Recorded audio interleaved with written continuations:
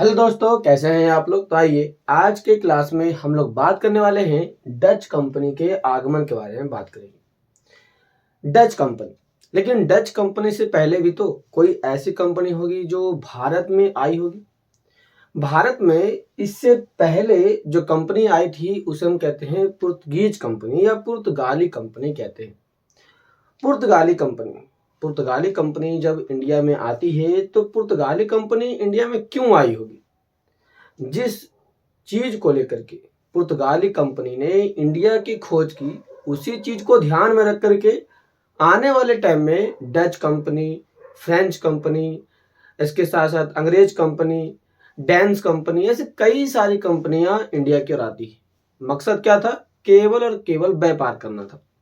व्यापार करने के लिए वो लोग उतने दूर से इंडिया की ओर आते हैं, चालू करते हैं और व्यापार स्थापित करते हैं। लेकिन भारत में देखा जाए डच कंपनी के एक पूरे टर्म के बारे में कि भारत में उन्होंने कहां से अपने शासन की स्थापना चालू किया, इसके बारे में यदि बात करते हैं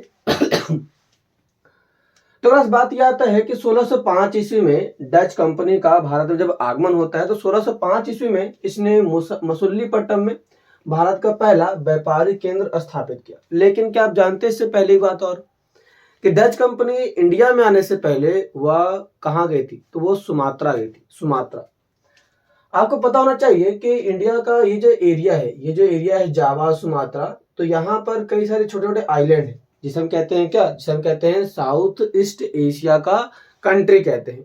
तो पहले कंपनी यहाँ पर आई थी। यहाँ पर एक कंपनी आई, इन कंपनी ने यहाँ से स्थापना किया। यहाँ से फिर ये इंडिया की ओर आते हैं और ये इंडिया के इस क्षेत्र में बड़े स्केल पर बस जाते हैं। बसने के बाद इन्होंने अपना व्यापारिक केंद्र स्थापित किया। लेकिन सबसे बड़ी बात यह आती है कि इनका जो टर्म पीरियड रहता है बहुत ही कम समय के लिए रहता है। लेकिन इनका जो मुख्य उद्देश्य था वो केवल और केवल व्यापार करना था। इसीलिए ये अपने सीमाओं को, अपने क्षेत्रों को केवल और केवल व्यापार करने तक ही सीमित रखते हैं। यहाँ से जो क्वेश्चन आपके पूछे जाते हैं, ज्यादातर यही क्वेश्चन आता है कि डच कंपनी के द्वारा भारत में कौन कौन सी कंपनियों को कहाँ कहाँ स्थापित किया गया। यहाँ से क्वेश्चन डायरेक्ट आता है और वो ये है कि 1605 ईस्वी में मसूलीपट्टनम में डच का पहला व्यापारिक केंद्र स्थापित किया गया और पुलिकट में दूसरा व्यापारिक केंद्र स्थापित किया गया।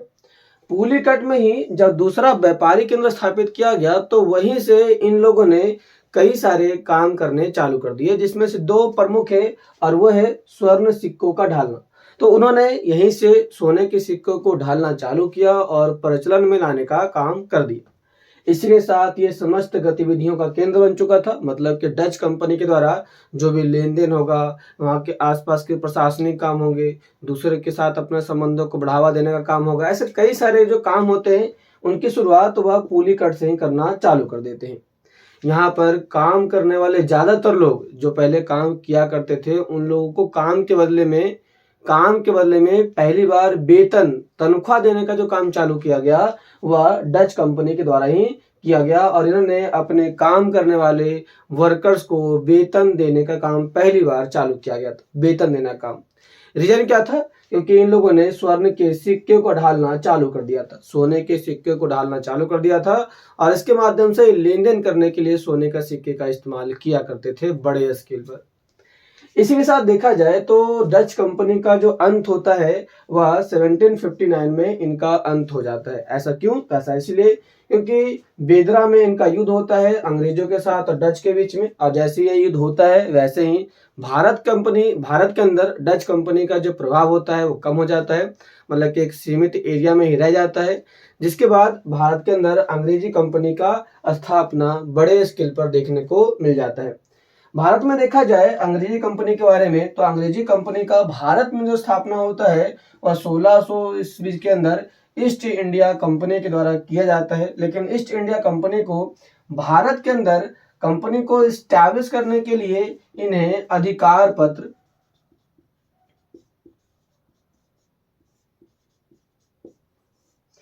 जो अधिकार पत्र दिए जाते हैं वो महारानी एलिजाबेथ देती है।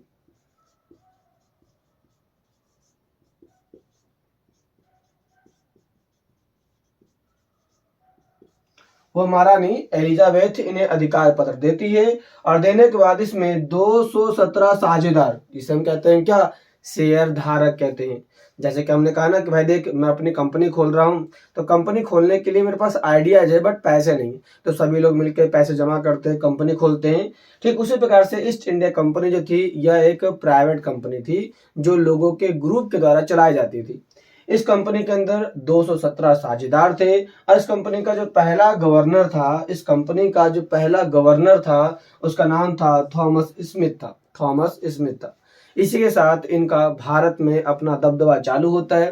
भारत में पहले कंपनी केवल व्यापार करने के लिए आती है, लेकिन बाद में व्यापारिक कंपनी के साथ साथ ये अपने आप को बड़े स्केल पर अब रूल ऑफ लॉ के implementation, political, economical, social, cultural, educational different type के चेंजेस करते हैं और उसके बाद ये भारत के अंदर बड़े स्केल पर बदलाव करके अपने अंदर कर लेते हैं, अर्थात ये भारत के अपने कब्जे को स्थापित करने का काम चालू कर देते हैं।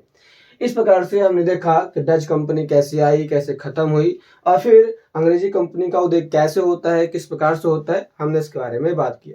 हम नेक्स्ट क्लास में बात करेंगे कि अंग्रेज कंपनी का भारत में किस प्रकार से विस्तार हुआ, कैसे काम किए गए, कौन कौन से काम इनके द्वारा बहुत बड़े स्केल पर किया गया, ऐसे कुछ चीजों के बारे में हम विस्तार से नेक्स्ट क्लास में बात करेंगे। क्लास कैसा लगा आप लोग को जरूर बताइए और वीडियो को सब्सक्राइब लाइक जरूर करें। तो मिलते हैं नेक्स्ट क्लास में।